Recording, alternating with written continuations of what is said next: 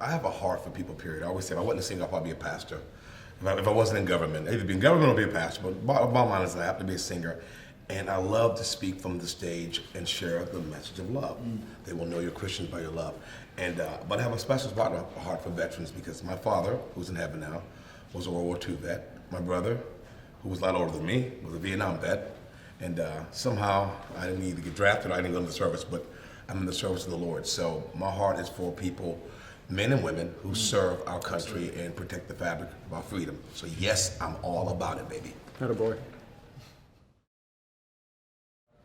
You know, big shoes to fill with Guardian for Heroes, trying to pick up the pieces that Chris left behind. But it takes all of us, civilians and the military personnel to come together because there's a divider there.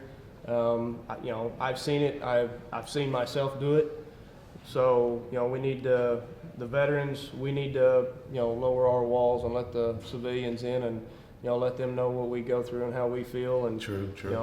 The civilians need to get more involved with the veteran community and see exactly what how we feel, and come together and freaking punch it in the mouth. Yeah. I served from 2000 to 08.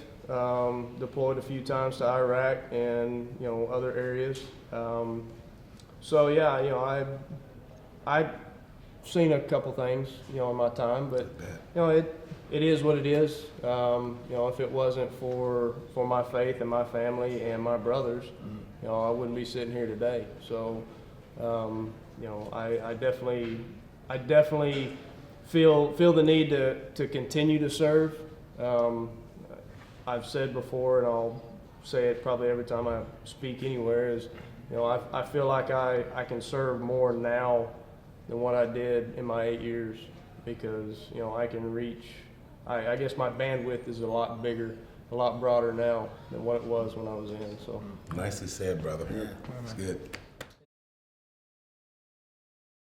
It's interesting because my dad served in Vietnam, my grandfather served in World War II, came home from the war to meet his 5-year-old son for the first time. My dad never talked about his experiences at all as a kid, and it was probably when I was 18. I think I was home on Christmas, and we were sitting around like you do, talking to family on Christmas, and I started asking him about his experience because he never ever brought it up to any of us. And he blew my mind.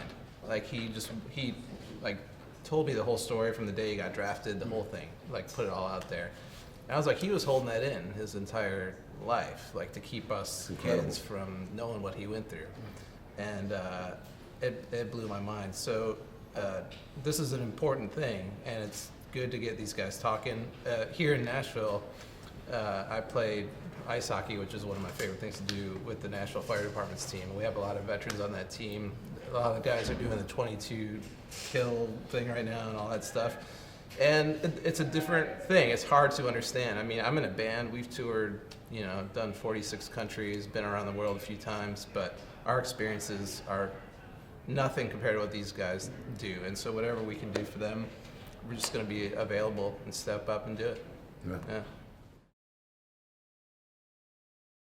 Yeah, so I reached out to Beast Mode for the Brave and Talon Smith 18 months ago because I had seen the Beast Mode videos online. Dean Cain going Beast Mode for the Brave, and I've done a lot of running over my life all over the world, and I've always done it for causes that are near and dear to my heart. But seeing the lack of support for our veterans that come home, and seeing the division in this country and the hatred and the finger pointing and civilians just not stepping up, I decided I wanted to do something big. And if I'm going to do something big, I want to do it on my home turf, and I want to do it for our guys, for our men and women.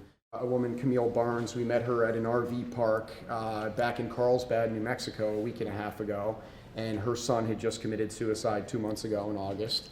And story, he was 17 years old, high school, scooped him up, sent him to Afghanistan. I mean, remember the pressure? I'm just thinking back when I was 17, the peer pressure and trying to figure out who you are and trying to be cool and what. You don't have any life skills, right? He goes over to Afghanistan, sees some stuff, does some stuff. Every time she talks to him on the phone, He's dark, he's depressed, he's becoming a different person. He comes home, just like Jeff talked about, he's having trouble connecting with people, people don't understand, he's becoming more and more isolated. They did not get the resources that they need even when they requested help.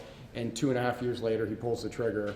And now you have a mother who has another daughter and a husband and a business, and she's carrying around his bloody shoe in her purse every day to hold. That's what touches me, because we throw the number 22 around, but it's like you forget that's 22 mothers, fathers, brothers, sisters, communities, church groups. Think about that every day. It's an epidemic, right? And we all need to do more.